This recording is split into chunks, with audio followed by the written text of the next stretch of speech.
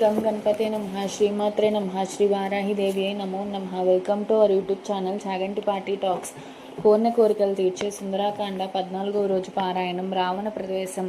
తెల్లవారనున్నది. యజ్ఞకార్య నిర్వహణకు సమర్థులైన వేద పఠనం దాన్ని అనుసరిస్తూ మంగళవాద్య ధ్వనులు వస్తున్నాయి. అప్పుడు నిద్రలేచి దశకంఠుడు సీతాదేవి మీద కాంక్షతో శయ్య దిగినాడు. జారిన ఆభరణాలు వస్త్రాలు విడిచి నూతన వస్త్రాభరణాలంకృతుడై అశోకవనానికి బయలుదేరాడు. మణిఖచిత సువర్ణ తోరణాలతో అలరారే ఉద్యానవన వీధులను దాటి వస్తున్నాడు.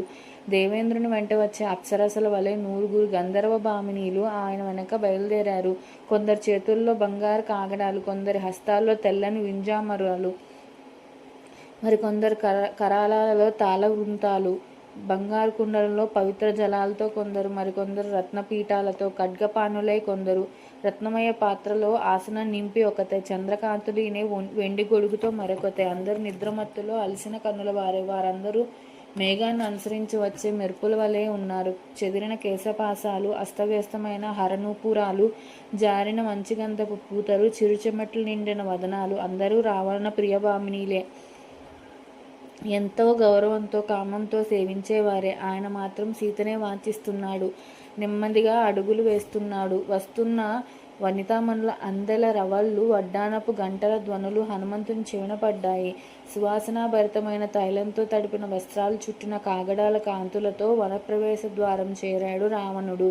మనోద్దీప మదనంతో ఎరుపెక్కిన విశాలనయనుడే రావణుడు ఇక్షురాసనం చేతిలో లేని మన్మధుని వలె ఉన్నాడు. అమృత మదన సమయంలో పుట్టిన నురుగు వలె ఉన్న ఉత్తరీయం ఆయన భుజకీర్తులతో చిక్కుకుంటే దాని విలాసంగా సవరిస్తూ ముందుకు వస్తుంటే హనుమంతుడు ఆకులు గుబురులో చేరాడు. రావణ ప్రియకాంతలు కనిపించారు. అలంకార శోభితుడే శంకుకర్ణ కాంతితో అలరారే విశ్రవ నందనుడు నక్షత్రం మధ్యలో చంద్రుని వలె ఉన్నాడు. ఓహో, అంతఃపురంలో హంసతూలికా తల్పం మీద నిద్రిస్తున్నది ఈయనేనా అనుకున్నాడు. ఆ తేజస్సు చూసి ఒకమారు ఎగిరి గెంతు వేశాడు.